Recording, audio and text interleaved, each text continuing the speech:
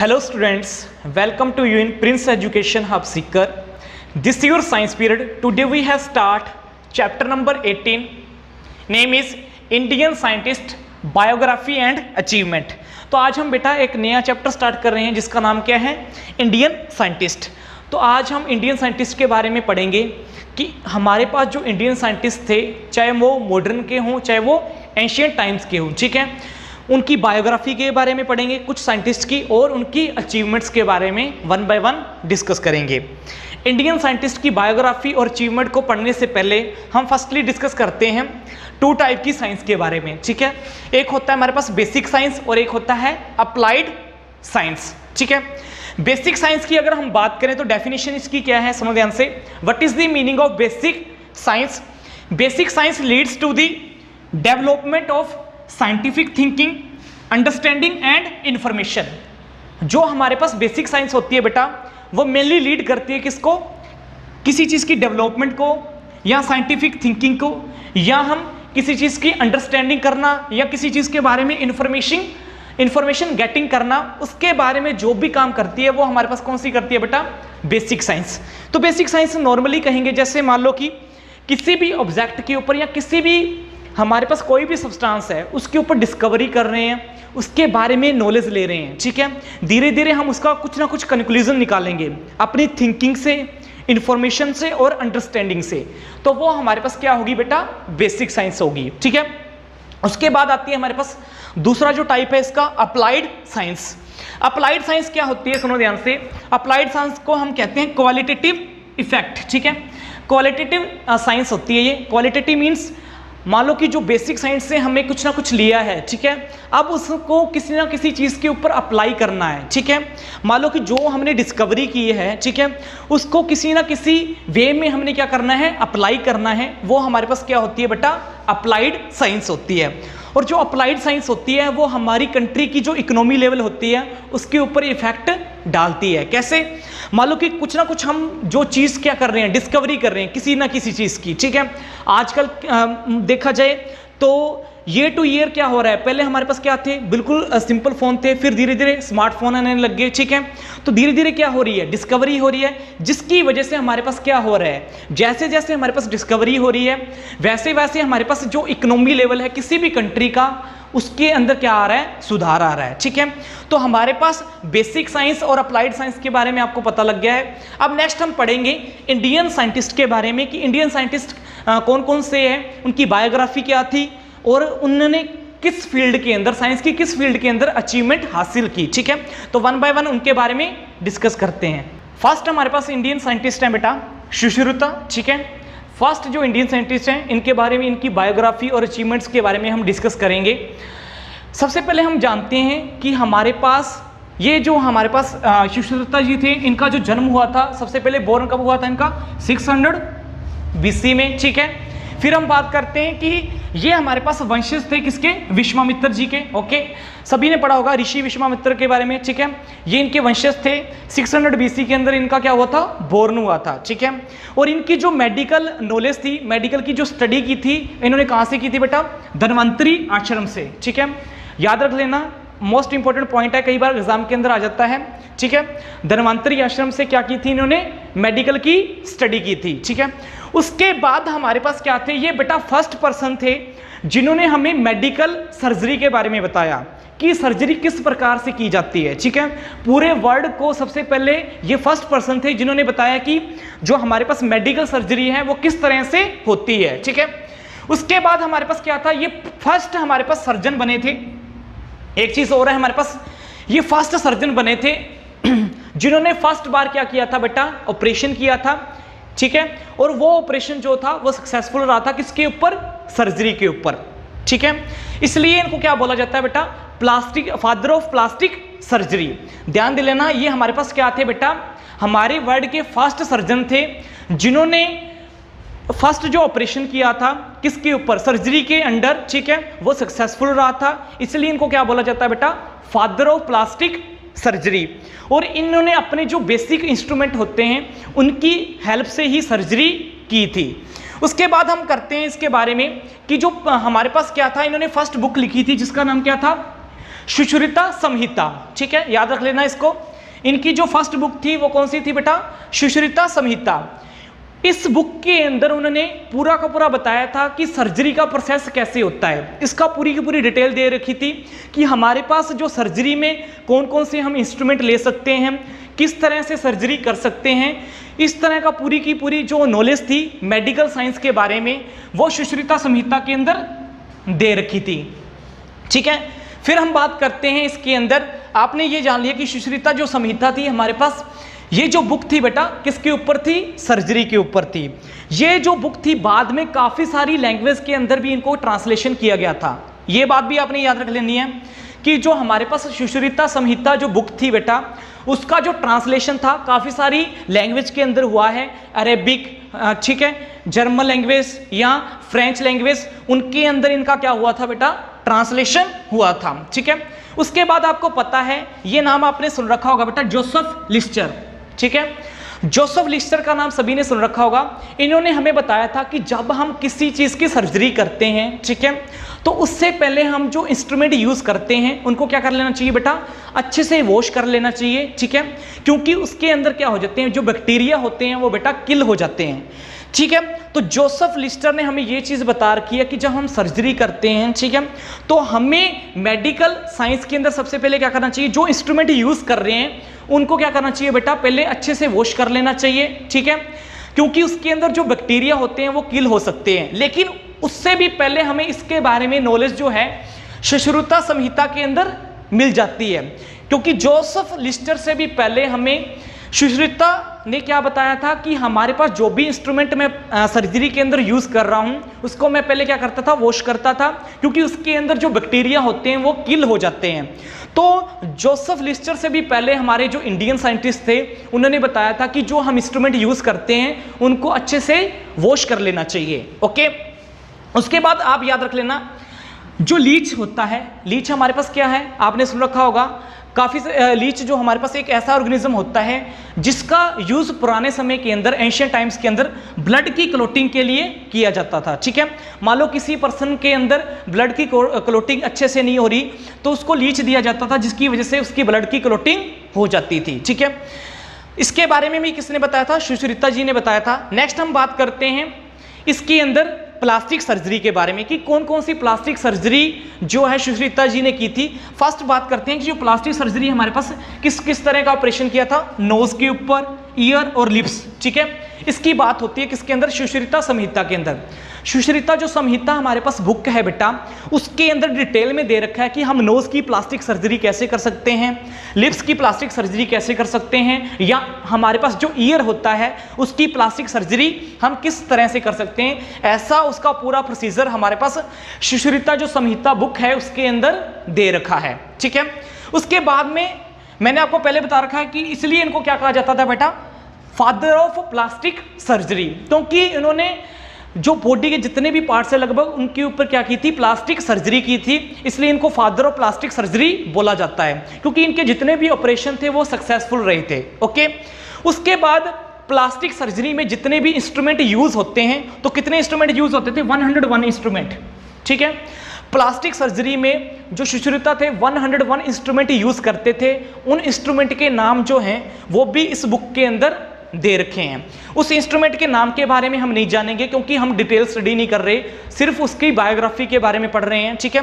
तो आपने इतना याद रख लेना कि 101 इंस्ट्रूमेंट वो यूज किया करते थे अपने जब वो प्लास्टिक सर्जरी करते थे, ठीक है। उसके बाद में दो या तीन हमारे पास ऐसे इंस्ट्रूमेंट हैं जो मेडिकल साइंस के अंदर अब भी यूज होते हैं, जैसे स्प्रिंग फोर्सेप, ठीक है। स्प्रिंग फोर्सेप का आज भी यूज होता है मेडिकल साइंस के अंदर, या टोंग्स का, ठीक है। टोंग्स का आज भी यूज होता है मेडिकल साइंस के अंदर इन इंस्ट्रूमेंट का, ओके। किसके लिए यूज होता है? स्टिचिंग के लिए या कटिंग के लिए। मान लो स्टिचिंग करनी है हमारी बॉडी पार्ट्स की, या हमारे बॉडी पार्ट को कट करना है, ठीक है, तो फोर्सेप और जो टंग्स हैं हमारे पास इंस्ट्रूमेंट उस समय यूज किया करते थे, आज भी उनका यूज हो रहा है, ठीक है। तो नेक्स्ट है हमारे पास इसके अंदर और चीज क्या है? सुश्रुता जी ने यह भी कहा था कि हमारे पास हमारी हॉस्पिटल या हमारा जो क्लिनिक होता है उसको हमेशा क्लीन करके रखना चाहिए। उस टाइम पे भी ये बात होती थी कि ये जो हमारा हॉस्पिटल है या जो हमारा क्लिनिक है वो अगर क्लीन रहेगा तो हमारा जो पूरा का पूरा एनवायरनमेंट है वो हेल्दी रह सकता है, ठीक है। तो उस टाइम में भी इतनी नॉलेज थी उनके पास जितनी हमारे आज के टाइम में है, ठीक है। उसके बाद में जानते हैं कि इनका कैलकुलेशन क्या था। हमारे पास जो पूरा का पूरा हमने टॉपिक पढ़ा है बायोग्राफी के बारे में या जो अचीवमेंट हासिल किया सुश्रिता जी ने, तो इनका कंक्लूजन क्या निकलता है कि जो हमारे इंडियन साइंटिस्ट थे, जो हमारे इंडियन साइंटिस्ट थे एंशियंट टाइम्स के, उनके अंदर बेटा इतनी नॉलेज थी कि उन्होंने पहले से ही हमें बता रखा था कि इस तरह से हम इन इंस्ट्रूमेंट का यूज़ करके प्लास्टिक सर्जरी या ये चीज़ें कर सकते हैं जो हाँ आज हम अभी कर रहे हैं। तो उस टाइम पे भी हमारे जो इंडियन साइंटिस्ट थे उनके अंदर इतनी नॉलेज थी, ठीक है, जो आजकल के हमारे साइंटिस्ट के अंदर है, ठीक है। तो हमारे पास कंक्लूजन ये निकलता है कि हमारे जो सुश्रिता जी थे वो एक फेमस इंडियन साइंटिस्ट थे जिन्होंने प्लास्टिक सर्जरी के बारे में सबसे पहले किसको बताया बेटा, वर्ड्स को बताया कि प्लास्टिक सर्जरी जो है वो किस तरह से की जाती है और वो प्लास्टिक सर्जरी के अंदर क्या हो गए थे, उसका ऑपरेशन करने में सक्सेसफुल हो गए थे। ये था हमारे पास बायोग्राफी बेटा किसके बारे में, सुश्रिता जी के बारे में। नेक्स्ट हमारे पास बेटा इंडियन साइंटिस्ट हैं चरक, ठीक है। तो नेक्स्ट जो हमारे पास इंडियन साइंटिस्ट हैं उनका नाम क्या है, चरक है। इनकी बायोग्राफी और अचीवमेंट्स के बारे में हम डिस्कस करेंगे। ये हमारे एंशियंट टाइम्स के साइंटिस्ट हैं, ठीक है। पहले हम डिस्कस करते हैं कि जो हमारे पास चरक हैं उनका जो हमारे पास ऑक्यूपेशन है वो क्या है। वो एक ग्रेट टीचर थे। सबसे पहले ये आपने याद रख लेना है कि हमारे पास जो चरक थे बेटा वो एक क्या थे, ग्रेट टीचर थे। और ग्रेट टीचर के साथ साथ वो क्या थे बेटा, डॉक्टर ऑफ आयुर्वेदिक मेडिसिन, ठीक है। डॉक्टर थे किसके, आयुर्वेदिक मेडिसिन के। आपने दो चीजें याद रख लेनी है। जो हमारे पास चरक थे बेटा, एक तो ग्रेट टीचर थे और दूसरा हमारे पास क्या थे, डॉक्टर थे किसके, आयुर्वेदिक मेडिसिन के। अब इन्होंने किस चीज के बारे में हमें बताया, मेडिकल, जो मेडिकल नॉलेज है, कौन कौन सी मेडिकल नॉलेज के बारे में हमें चरक ने बताया। तो याद रख लेना, सबसे पहले डाइजेशन के बारे में बताया कि डाइजेशन में जो प्रोसेस है वो कैसे होता है। तो सबसे पहले हमें चरक ने ही बताया था कि जो हमारी बॉडी के अंदर डाइजेशन प्रोसेस है वो कैसे होता है, मेटाबॉलिज्म कैसे होता है और क्या होता है, और बॉडी की जो इम्यूनिटी होती है वो क्या होती है और कैसे होती है। ये सबसे पहले हमने चरक ने बताया था, ठीक है, जो हमारे इंडियन साइंटिस्ट थे। ओके, फिर उसके बारे में बात करते हैं। हमारे पास ये तो हमारे पास ये हो गया। अब बॉडी के अंदर हमारा जो बॉडी फंक्शन करती है, आपको पता है हमारी बॉडी फंक्शन करती है, ठीक है, और आपको पता है कि बॉडी की फंक्शनिंग की वजह से हमारे पास क्या होती है, बॉडी हेल्दी रहती है। तो हमारी बॉडी के अंदर ऐसा क्या होता है जिसके कारण हमारी बॉडी फंक्शन करती है, उसका मेन रीजन बताया था किसने, चरक ने। तो बॉडी कैसे फंक्शन करती है, तो बॉडी के अंदर फंक्शन कैसे होता है, सबसे पहले मोमेंटम होती है बॉडी के अंदर, ठीक है, फिर ट्रांसफॉर्मेशन होता है किसी ना किसी चीज का, लुब्रिकेशन होता है हमारी बॉडी के अंदर, और साथ के साथ स्टेबिलिटी। ओके, तो मोमेंटम, ट्रांसफॉर्मेशन, लुब्रिकेशन और स्टेबिलिटी, इन चार की वजह से हमारे पास क्या होता है, हमारी बॉडी क्या करती है बेटा, अच्छे से वर्क करती है, ठीक है। तो हमारी जो बॉडी है फंक्शन अच्छे से किस चार मेन रीजन के कारण करती है, मोमेंटम होती है हमारी बॉडी के अंदर किसी ना किसी चीज की, ट्रांसफॉर्मेशन होता है, प्लस लुब्रिकेशन होता है, और साथ के साथ क्या होता है, स्टेबिलिटी होती है। इन चार फंक्शन की वजह से हमारी बॉडी अच्छे से हेल्दी रहती है। अगर मान लो कि इसके अंदर एक भी जो फंक्शन है वो क्या हो जाए, डिसऑर्डर में चला जाए, जैसे मान लो कि मोमेंटम नहीं हो रही हमारी बॉडी के अंदर किसी ना किसी सब्सटेंस की, या ट्रांसफॉर्मेशन नहीं हो रहा, या लुब्रिकेशन नहीं हो रहा, या स्टेबिलिटी नहीं हो रही, इसमें से एक भी फंक्शन अगर क्या हो जाए, हमारे पास गायब हो जाए या डिसऑर्डर हो जाए, तो हमारी बॉडी क्या होती है बेटा, डिसीजेस हो सकता है हमारी बॉडी को। तो उनका मानना क्या था कि चरक का मानना था कि हमारे पास जो बॉडी प्रॉपर वे में फंक्शनिंग करती है वो किसकी वजह से करती है, हमारी बॉडी के अंदर मोमेंटम होता है, ट्रांसफॉर्मेशन होता है, लुब्रिकेशन होता है, और साथ के साथ स्टेबिलिटी होती है। अगर इनमें से एक भी हमारे पास फंक्शन क्या हो गया, डिसऑर्डर में चला गया, तो हमारे पास क्या होगा बेटा, हमारी जो बॉडी है उसको डिसीजेज हो सकती है। उसके बाद हम बात करते हैं कि हमारे पास चरक ने कौन सी बुक लिखी थी, तो हमारे पास नाम क्या है, चरक संहिता, याद रख लेना। हमारे पास जो चरक ने आज से कम बहुत साल पहले, 20वीं सेंचुरी पहले जो बुक लिखी थी हमारे पास, उसका नाम क्या था, चरक संहिता। और ये जो बुक थी वो हमारे पास किस में लिखी गई थी बेटा? संस्कृत के अंदर। ठीक है, मेन पॉइंट है हमारे पास चरक संहिता नाम बुक था। ठीक है, हमारे पास 20 सेंचुरी एगो लिखी गई थी, किसके अंदर, किस लैंग्वेज के अंदर? संस्कृत की लैंग्वेज के अंदर। ठीक है, उसके बाद बात करते हैं कि ये जो बुक है उसको उस बुक को 8 सेक्शन के अंदर डिवाइड किया गया था। ये जो चरक संहिता बुक थी हमारे पास, इसको 8 सेक्शन के अंदर डिवाइड किया गया था, और साथ के साथ हमारे पास इसका पोइट्री पार्ट भी था कुछ, और कुछ प्रोज पार्ट भी था। हमारे पास जो चरक संहिता बुक लिखी गई थी उसका कुछ ना कुछ हिस्सा हमारे पास पोइट्री के अंदर था, और कुछ ना कुछ हिस्सा जो था प्रोज पार्ट का था। आपको पता होगा पोइट्री और प्रोज क्या होती है, इंग्लिश में आपने सुना होगा इसके बारे में। ठीक है, उसके बारे में बात करते हैं कि इन्होंने किस किस चीज़ के बारे में डिस्कवरी की। तो सबसे पहले हम बात करते हैं जेनेटिक्स के बारे में। ठीक है, जेनेटिक्स के बारे में कुछ ना कुछ इन्होंने बताया था। मैंने आपको बताया था कि जो जेनेटिक्स है हमारे पास, वो जो टर्म आई थी सबसे पहले किसने दिया था? मैंने आपको बता रखा है कि जेनेटिक में एक्चुअली में जो हमारे पास जेनेटिक है, ठीक है, जो जेनेटिक चीज़ है, या मेंडल्स लॉ, ठीक है, मेंडल के लॉ के बारे में हमने चैप्टर नंबर 3 के अंदर डिस्कस किया था कि जेनेटिक के बारे में एक्चुअली में हमें किसने बताया था? मेंडल्स लॉ ने। ठीक है, आज से कुछ सेंचुरी पहले, लेकिन उससे भी पहले हमें चर्क ने बताया था किसके बारे में? जेनेटिक्स के बारे में। ओके, मेंडल से भी पहले हमारे पास किसने बताया था जेनेटिक्स के बारे में? चर्क ने। और हमारे पास जेनेटिक्स के बारे में बताया, और उसके साथ जेनेटिक डिसऑर्डर के बारे में भी उसने बताया था। ओके, याद रख लेना, जेनेटिक्स के बारे में हमें सबसे पहले किसने बताया था? चर्क ने बताया था। और जो जेनेटिक के अंदर जो डिसऑर्डर होता है उसके बारे में भी हमें किसने बताया था? चर्क ने बताया था। अब जेनेटिक के अंदर क्या चीज़ बताई थी कि हमारे पास किसी भी जो बोर्न बेबी है हमारे पास, ठीक है, जो जाइगोट की फॉर्म में होता है हमारे पास बेबी, जब मेल और फीमेल पार्ट की फ्यूजन होती है, तो आपको पता होता है हमारे पास जब मेल और फीमेल पार्ट की फ्यूजन होती है तो वो जो हमारे पास क्या होता है, वो जो फॉर्मेशन बनती है वो किसकी फॉर्म में होती है? जाइगोट की फॉर्म में होती है। अब जो जाइगोट है वो मेल है या फीमेल है? ठीक है, इसके बारे में थोड़ी बहुत जो नॉलेज थी वो हमें किसने दी थी? चर्क ने दी थी। ठीक है, और जेनेटिक डिसऑर्डर का मतलब क्या होता है? सुनो ध्यान से, कि हमारे पास मान लो कि जो एक नया इंडिविजुअल पैदा हो रहा है, जिसकी प्रोडक्शन हो रही है, उसके अंदर कुछ ना कुछ वीकनेस है या उसके अंदर कुछ ना कुछ कमी है, तो वो किसकी वजह से हो सकती हैं? उसके पेरेंट की वजह से हो सकती हैं, या तो मदर की वजह से या फादर की वजह से। ठीक है, कि जो नया इंडिविजुअल पैदा हो रहा है उसके अंदर कुछ ना कुछ कमी है हमारे पास, वो किसकी वजह से है? उसके पेरेंट्स की वजह से हो सकती हैं। ऐसा कहा था किसने? चर्क ने। ओके, नेक्स्ट हम बात करते हैं कि हमारे पास जो चर्क थे एक फिजिशियन भी थे।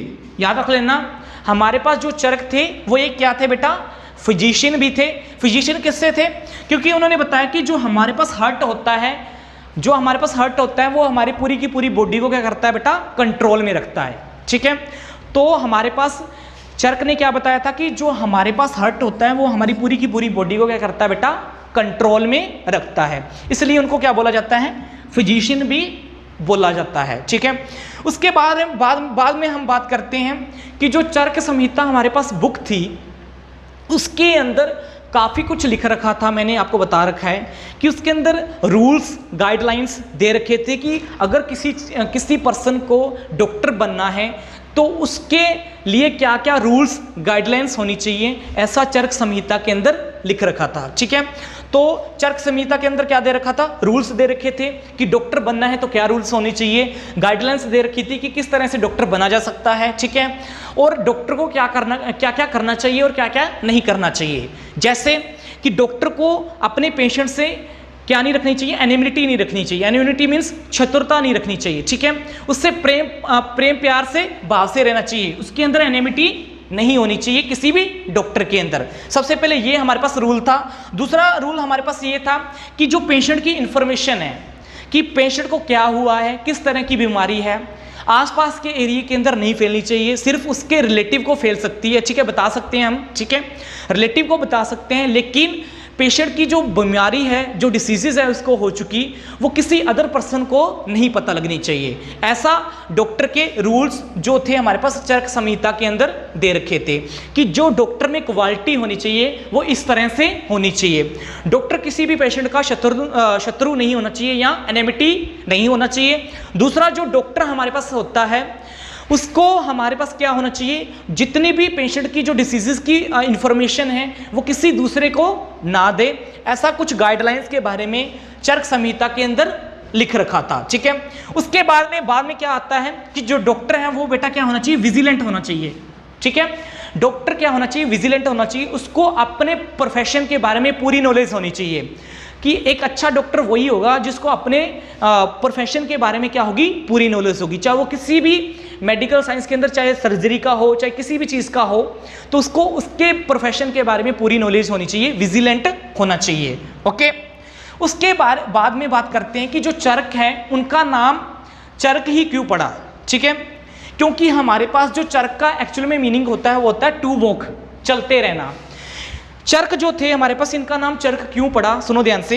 इसके पीछे ये रीज़न है कि अगर मान लो कि किसी चीज़ की डिसीजेज है, मान लो किसी पर्सन को कोई डिसीजेज है, तो उसकी डिस्कवरी के लिए ये दूर दूर तक चले जाते थे कि इस पर्सन को कैसे ठीक किया जा सके। उसकी नॉलेज लेने के लिए ये दूर दूर तक चले जाते थे किसी ना किसी चीज़ को खोजने के लिए। ठीक है, तो इसलिए इनको क्या कहा जाता है बेटा, चरक कहा जाता है। चरक का मीनिंग होता है टू वॉक, चलते रहना, चलते रहना। ठीक है, तो किसी ना किसी डिसीजेस को खोजने के लिए या किसी बीमारी की डिस्कवरी करने के लिए ये दूर दूर तक चले जाते थे नॉलेज लेने के लिए, इसलिए इनको बोला जाता था चरक।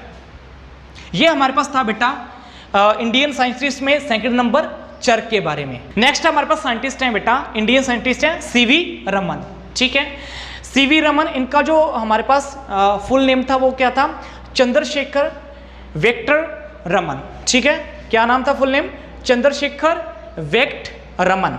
ठीक है, इनका जो जन्म हुआ था बेटा 7 नवंबर 1888 के अंदर हुआ था इन दी सिटी ऑफ तमिलनाडु। उस सिटी का नाम क्या था बेटा, तिरुचिरापल्ली। ठीक है, नाम क्या था, तिरुचिरापल्ली, जिसके अंदर इनका क्या हुआ था बेटा, जन्म हुआ था सिटी ऑफ तमिलनाडु के अंदर। ठीक है, नेक्स्ट हमारे पास बात करते हैं इनके जो फादर थे उनका नेम क्या था बेटा, आर चंद्रशेखर अय्यर, एंड माता का नाम क्या था, पार्वती अमल। ठीक है, father name is R Chandrashekhar Iyer and mother name is Parvati Ammal. ठीक है, और इनके जो फादर थे बेटा वो फिजिक्स के क्या थे बेटा, प्रोफेसर थे। किस कॉलेज के अंदर, वोल्टेयर कॉलेज के अंदर। याद रख लेना आपने कि इनके जो फादर थे बेटा वो फिजिक्स के क्या थे, प्रोफेसर थे वोल्टेयर कॉलेज के अंदर। और वहीं से इन्होंने क्या किया, अपनी जो स्टडी थी वोल्टेयर कॉलेज से ही की। ठीक है, तो यहाँ पे एक हमारे पास क्या है फैक्ट, जो हमारे पास जिस कॉलेज के अंदर इनके फादर पढ़ाया करते थे उसी कॉलेज के अंदर इन्होंने आगे स्टडी फर्दर स्टार्ट की। तो वोल्टेयर कॉलेज से इन्होंने फर्स्ट डिवीजन में हमारे पास क्या किया था, एमएससी फिजिक्स पास की थी। ओके, तो वोल्टेयर कॉलेज से फर्स्ट डिवीजन के अंदर ही इन्होंने एमएससी जो फिजिक्स थी वो 19 ईयर के अंदर ही क्या कर ली थी, पास कर ली थी 1897 के अंदर। सबसे पहले यहाँ पे हमारे पास क्या है बेटा, ध्यान दे लेना, वोल्टेयर कॉलेज था। ठीक है, हमारे पास जिनके अंदर इनके जो फादर थे वो स्टडी करवाया करते थे, उनके अंदर ही इन्होंने अपना क्या लिया, एडमिशन लिया, और वहीं से ही फर्स्ट डिवीजन के अंदर एमएससी फिजिक्स 19 ईयर की एज के अंदर 1897 के अंदर पास्ड हुए। उसके बाद हम बात करते हैं, क्योंकि इनका जो फील्ड था वो क्या था बेटा, साइंस था, लेकिन इन्होंने वो अदर फील्ड के अंदर भी क्या किया, वर्क किया, और अदर फील्ड के भी इन्होंने कंपटीशन एग्जाम दिए। ठीक है, साइंस फील्ड के अलावा काफ़ी सारे ऐसे अदर कंपटीशन एग्जाम थे जो इन्होंने दिए और उनके अंदर ये सक्सेसफुल हो गए। जैसे इकोनॉमिक्स का इन्होंने कंपटीशन एग्जाम दिया, साथ के साथ हिस्ट्री का, सिविक्स का और ज्योग्राफी का।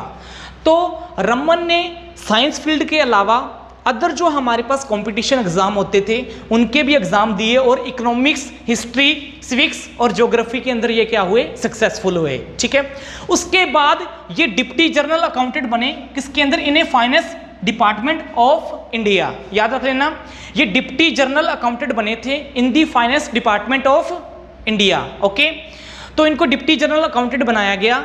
नेक्स्ट हमारे पास बात करते हैं कि हमारे पास इन्होंने किस किस तरह की डिस्कवरी की, उसके बारे में हम जानते हैं इसके अंदर। ठीक है, सबसे पहले इन्होंने साउंड की प्रॉपर्टीज के बारे में बताया। जैसे कोई म्यूजिकल इंस्ट्रूमेंट हो, लाइक वीणा, तबला, ठीक है, या फ्लूट हो, वायलिट हो, तो उनकी साउंड की प्रॉपर्टी के बारे में इन्होंने बताया कि जो साउंड होता है उनके अंदर कैसे फ्लो करता है। जैसे आपने देखा होगा वॉयलेट होता है या फ्लूट होती है या तबला होता है या हारमोनियम होता है, उनके अंदर साउंड क्या होता है, डिफरेंट डिफरेंट वे में क्या होता है, फाउंड होता है। तबले के अंदर अलग तरह से साउंड आता है, या वीणा के अंदर अलग तरह से साउंड आता है, या हारमोनियम के अंदर अलग तरह से साउंड आता है। तो जो साउंड की प्रॉपर्टीज थी अलग अलग इंस्ट्रूमेंट की, उसके बारे में बताया किसने, हमें सीवी रमन ने। उसके बाद हम बात करते हैं इन्होंने क्या किया, क्योंकि ये डिप्टी जनरल अकाउंटेंट थे किसके अंदर, फाइनेंस डिपार्टमेंट के अंदर, तो वहां पे इनकी जो रुचि थी बेटा, इनका जो इंटरेस्ट था वो किस में था, साइंस के अंदर था। लेकिन उस डिपार्टमेंट में रहते हुए इनका जो काम में हम क्या बोलते हैं, इंटरेस्ट नहीं लग रहा था, ठीक है। उस काम में, जनरल अकाउंटेंट के काम में इनका कोई इंटरेस्ट नहीं था। इन्होंने क्या किया, उनका जो हमारे पास क्या होता है त्याग पत्र, जो हमारे पास त्याग पत्र होता है, इन्होंने 1917 के अंदर दे दिया, ठीक है। डिप्टी जनरल अकाउंटेंट जो होते ये फाइनेंस किसके अंदर, डिपार्टमेंट के अंदर, वहां से इन्होंने अपना त्याग पत्र दे दिया, रिजाइन लेटर दे दिया 1917 के अंदर। उसके बाद ये यूनिवर्सिटी ऑफ कोलकाता के क्या बन गए बेटा, फिजिक्स के प्रोफेसर बन गए, क्योंकि इनका जो इंटरेस्ट था वो किसमें था, साइंस की फील्ड के अंदर था, जिसकी वजह से इन्होंने कोलकाता की यूनिवर्सिटी के अंदर क्या बन गए, प्रोफेसर बन गए। और इन्होंने रिजाइन दे दिया किस कौन सी नौकरी से बेटा, डिप्टी जनरल अकाउंटेंट की नौकरी से इन्होंने अपना रिजाइन दे दिया, क्योंकि वहां पे इनका मन नहीं लग रहा था। उसके बाद बात करते हैं बेटा, इन्होंने रमन की जो डिस्कवरी की थी कोलकाता यूनिवर्सिटी के अंदर प्रोफेसर रहते हुए की थी, और इनका जो वर्क कंप्लीट हुआ था रमन इफेक्ट के ऊपर वो 1928 के ऊपर हुआ था। याद रख लेना कि जो रमन इफेक्ट है, जब ये कोलकाता यूनिवर्सिटी के अंदर प्रोफेसर थे तभी उन्होंने इनकी डिस्कवरी की थी, और 1928 के अंदर इनका जो कंप्लीट प्रोसेस था किसका, रमन इफेक्ट का, उन्होंने तब पूरा कर लिया था, ठीक है। और ये जो रमन इफेक्ट है ये है क्या, सुनो ध्यान से, रमन इफेक्ट को रमन स्कैटरिंग भी बोलते हैं। अब रमन स्कैटरिंग का मीनिंग क्या होता है कि जब हमारे पास लाइट किसी भी मीडियम में पास करती है, कौन सा मीडियम, हमारे पास लिक्विड मीडियम है, ठीक है, कि जब हमारे पास लाइट लिक्विड मीडियम में पास करती है तो लाइट जो है हमारे पास कैसे बिहेव करती है। आपको पता होगा जब लाइट हमारे पास लिक्विड या वाटर के अंदर पास करेगी तो उसका पाथ क्या होगा, चेंज होगा, उसके अंदर स्कैटरिंग आएगी, और उसी स्कैटरिंग को बोलते हैं रमन स्कैटरिंग। मतलब जब भी लाइट किसी मीडियम में लाइक लिक्विड मीडियम में पास होगी तो हमारे पास क्या होता है, लाइट अपना पाथ क्या कर लेती है बेटा, चेंज कर लेती है, तो उसी को बोलते हैं स्कैटरिंग ऑफ लाइट या रमन स्कैटरिंग। इसलिए हम इस जो वर्क का नाम है, रमन इफेक्ट का नाम हम रमन स्कैटरिंग भी बोलते हैं। तो इन्होंने लाइट के बिहेवियर के बारे में बताया कि जब लाइट हमारे पास किसी लिक्विड मीडियम में से पास होती है तो उसके साथ क्या क्या चेंजेस हो सकती हैं और लाइट कैसे बिहेव करती है, ओके। अब ये जो डिस्कवरी की थी, इन्होंने जो इंस्ट्रूमेंट लिए थे, जो फैसिलिटी ली थी, उनका जो खर्चा आया था वो कितना आया था बेटा, 200 रुपीज़ से भी कम आया था। तो यहाँ पे याद रख लेना है कि जिस तरह के इन्होंने इंस्ट्रूमेंट लिए थे रमन इफेक्ट को खोजने में, तो 200 रुपीज़ से भी कम का खर्चा आया था इस तरह की डिस्कवरी को करने के लिए। तो जो रमन इफेक्ट या रमन स्कैटरिंग की थी उसके ऊपर खर्चा जो आया था बेटा 200 रुपीज़ से भी कम का आया था। उसके बाद हम बात करते हैं, इनको गवर्नमेंट जो हमारे पास इंडियन गवर्नमेंट है उन्होंने नेशनल प्रोफेसर बना दिया था, कब, 1949 के अंदर। याद रख लेना है, ये काफ़ी ज़्यादा इंपॉर्टेंट पॉइंट है, हमारे पास कई बार एग्जाम में पूछ लिया जाता है कि हमारे पास जो सीवी रमन थे उनको नेशनल प्रोफेसर हमारी गवर्नमेंट ऑफ इंडिया ने कब बनाया था, तो 1949 के अंदर, ठीक है। उसके बाद इनको 1954 के अंदर भारत रत्न अवार्ड से भी सम्मानित किया गया था, ओके। ये भी आपने याद रख लेना कि 1954 के अंदर भारत रत्न अवार्ड से इनको सम्मानित किया गया। उसके बाद हम बात करते हैं, एक और हमारे पास अवार्ड आता है जिसका नाम क्या है, Lenin peace. Lenin peace award जो है हमारे पास वो कब मिलता है, सुनो ध्यान से, कि जब हम अपना साइंटिफिक वर्क बहुत ही पीसफुल करते हैं, ठीक है, और हमारी कंट्री के अलावा किसी दूसरी कंट्री को भी इसका फायदा होता है, तब हमें ये अवार्ड मिलता है। उसका नाम है लेनिन पीस अवार्ड, और ये इनको लेनिन पीस अवार्ड से भी सम्मानित किया गया, ठीक है, क्योंकि इन्होंने अपना जो साइंटिफिक वर्क किया था बेटा बहुत ही पीसफुल किया था और अदर कंट्री को भी इसका फायदा हुआ, इसलिए इनको लेनिन पीस अवार्ड से सम्मानित किया गया, ठीक है।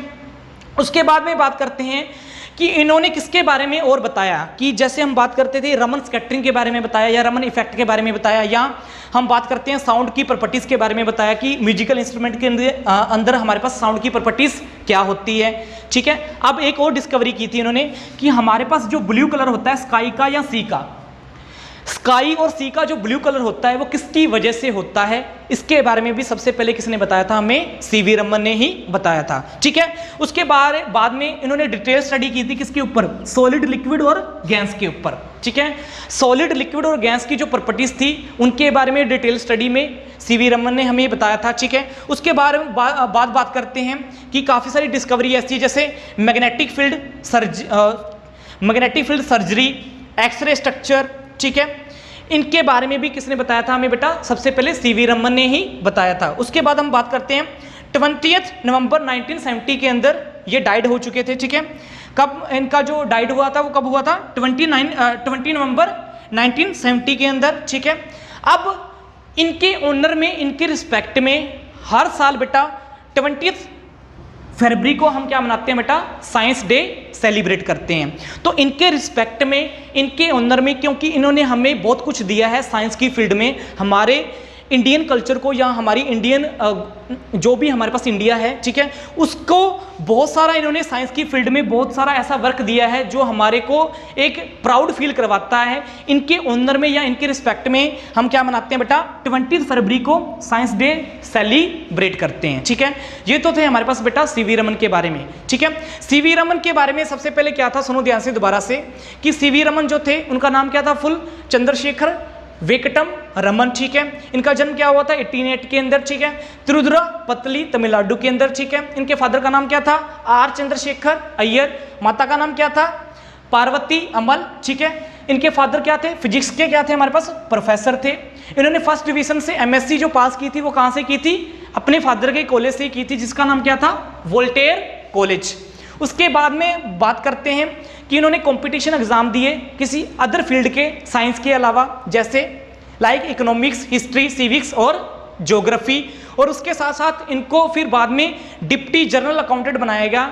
ठीक है, किसके अंदर, फाइनेंस डिपार्टमेंट के अंदर of the India. Okay, next हम बात करते हैं, इन्होंने काफ़ी सारी डिस्कवरी की, उसके बारे में बात करते हैं, जैसे म्यूजिकल इंस्ट्रूमेंट में साउंड की प्रॉपर्टीज़ के बारे में बताया, साथ ही साथ हम बात करते हैं सॉलिड, लिक्विड और गैस की प्रॉपर्टीज के बारे में बताया, फिर ब्लू कलर जो होता है स्काई का या सी का वो क्यों होता है, मैग्नेटिक फील्ड सर्जरी के बारे में बताया, साथ के साथ एक्सरे स्ट्रक्चर के बारे में भी इन्होंने हमें थोड़ा बहुत नॉलेज दी। ठीक है, अब उसके बाद हम बात करते हैं रमन स्कैटरिंग या रमन इफेक्ट की, कि रमन इफेक्ट जो रमन स्कैटरिंग था वो 1928 के अंदर इन्होंने कंप्लीट किया था। और रमन स्कैटरिंग या रमन इफेक्ट होता क्या है कि जब भी हमारे पास लाइट किसी लिक्विड मीडियम से पास करती है तो वो एक अलग से बिहेव शो करती है, इसलिए इसको बोलते हैं रमन स्कैटरिंग या Raman effect. Thanks for watching this video.